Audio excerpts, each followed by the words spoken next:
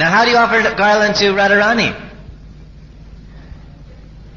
Well, you take Krishna's garland off and put it on Radharani, that's one way.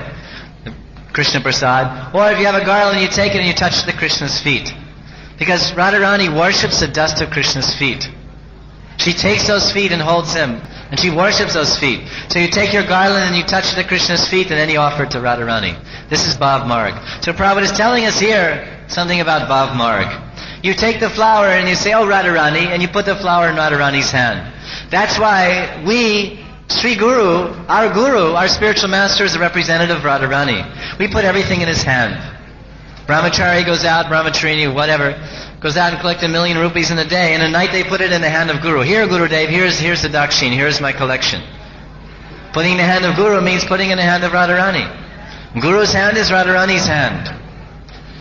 Radharani's hand in front of us is Guru's hand. We put our heart in Guru's hand. We put our life in Guru's hand. That is Guru Bhakti. Guru Bhakti becomes Radha Bhakti. Radha Bhakti becomes Krishna Bhakti. If there's no Guru Bhakti, there's no Radha Bhakti.